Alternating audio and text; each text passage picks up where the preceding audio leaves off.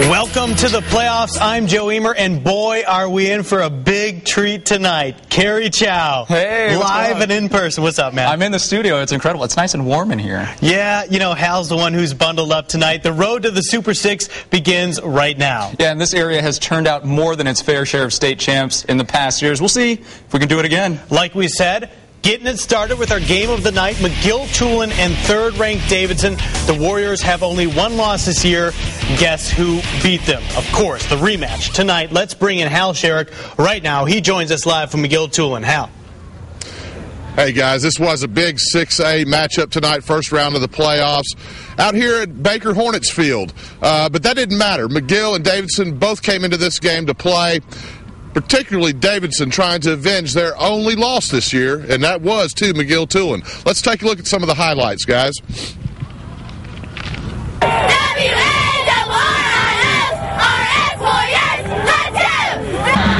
And the Warriors would go into the end zone first as Terrence Timmons takes the handoff from Kendall Williamson and comes to the right side, making 1, 2, 3 tacklers miss. No one would catch him as he takes this one in from 50 yards out. Late in the first, McGill trying to make something happen on fourth down deep in Warrior territory, but Jabron Niles would have none of it. He gets a big hand out there and swats down Jason Smith's pass. Now in the second quarter, the Jackets driving again. Smith on the keeper, but he can't hang on and turns the ball over to the Warriors. Davidson would capitalize on the turnover and go back to their workhorse, Timmons. He breaks this one out to the left, and he'll make it in virtually untouched from 20 yards out. The Warriors would lead the Yellow Jackets 17-0 at the end of the first half. Now, guys, that wasn't the end of the game. The Jackets did try to come back. They scored 10 unanswered points for a little while in the second half, but 2 more turnovers and 2 more capitalizations by the Warriors would give us a final in this one. The Warriors did avenge. That would be a final of 31-10. And joining me now is head coach for the Davidson Warriors, Fred Riley. Fred, big win for you guys. I know it had to feel good to come back and beat the Warriors, or beat the Jackets, the only ones who beat you this year. And Terrence Timmons did a heck of a job for you. Well, certainly we're proud to win. Winning the first playoff game is always the toughest one to win. I mean, we've been in overtime the last 2 years in the first round, and certainly to beat McGill after losing to them, it meant a lot to our program. It meant a lot to our kids. Terrence Timmons is the 6A Player of the Year in Southwest Alabama. I mean, he carries our football team. He's our team captain, and just a fantastic person. And then again, you also got to talk about the defense. I mean, our defense, they gashed us 6 weeks ago, and they scored 3 tonight, against our defense. Their only touchdown was off a turnover on our offense. So very, very proud of our defense. And then our offensive line at the end of the game really taking the football game over. Well, Coach, congratulations to you. I know they're excited. Davidson's going to have home field advantage for at least the next 2 rounds. So what a good night for the Warriors. The Jackets, end of the season. A lot of the seniors going to be their last game, but great ball game tonight, great weather. And we'll be back at Lipscomb next week. That's right. We'll be back at the Lip with Davidson next week. Reporting live from Baker Hornets Field, Hal Sherrick, Fox 10 News. And Hal, real quickly, he made that joke they'll be back at the Lip next week. Explain why they were at Baker this week. Well, the Lipscomb Field is the home field for both Davidson and for the McGill-Tulane Yellow Jackets. So when Davidson had home field advantage, there was a little bit of confusion on who would get the home side of the field. So they decided to compromise, and they brought the game out here to the Baker Field. So that's how that ended up. Certainly looks like Coach Riley's pretty happy they're heading back to the Lip. Thanks, Hal. Sure. All right, Hal, thanks a lot. Let's stay in 6A and another rematch from the regular season. Foley and Murphy met way back in late August, week 1. That game was won by the Lions 27-7. Now, Kerry, one of the Foley students looked a lot like you. It wasn't that guy. Not that. There he is. Oh, man, you caught me. The resemblance is remarkable. P90X is working for me. All right, looking good, buddy. Looking good.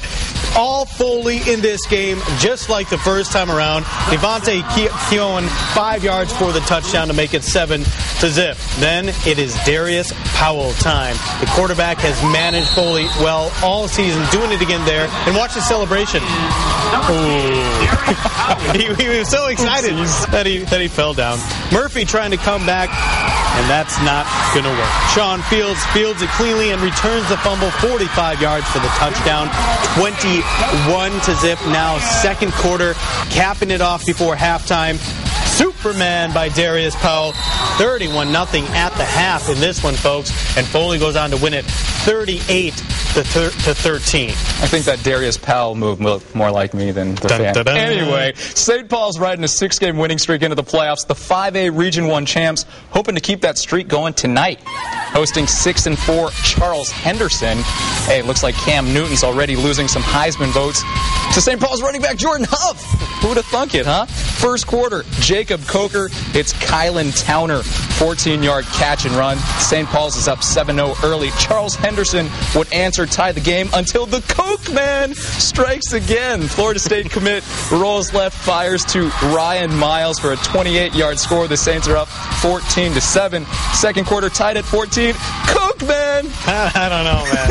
Again, I don't know about he's the showing Coke off Man. Coke Man. Oh! He's showing off the wheels. That big run sets up this. A Coker to Thomas Hobel. Score, it's 21-14 St. Paul's. We look at the final score over here. The Saints roll over Charles Henderson 42-14, and it looks like they will obviously advance.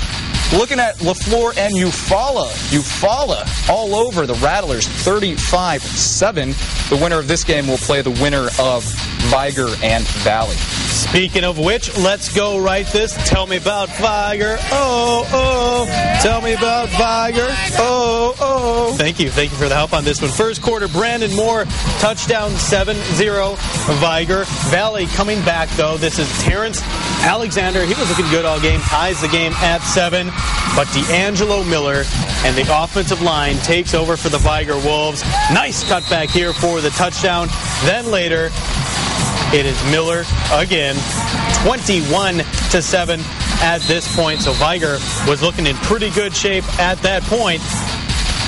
And let's see, we don't have a final quite yet. It is a close one, folks. Valley has come back. It is 21-20. We will update this game later on for you. It is in the fourth quarter right now. Moving on, more 5A action. Spanish Fort playing Tallassee. They are winning 34-19, so it looks like Spanish Fort could host a playoff game next week. All right, we will get back and try to get those finals for you in just a little bit. Now it's time to check in with our own Libby Amos for an update on what you all are saying about tonight's games on the social media network, the internets. That's right, Joe. You got it right. It's playoff time and people are talking. So real quick, let's take a look at our Facebook page first, where Greg posted, "We love our Aggies of Jackson. No mercy." He sounds a little vicious.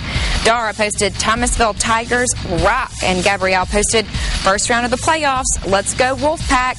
And on our Twitter page, we had a little bit of activity tonight. We had a new tweeter join our group.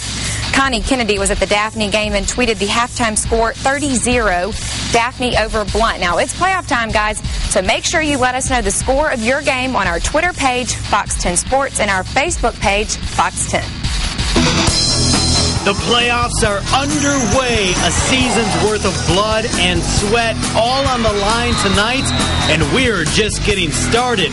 Still to come, a look at New Brockton at Leroy, but just ahead, Daphne tries to remain undefeated on the season against Baker. You're watching First and 10.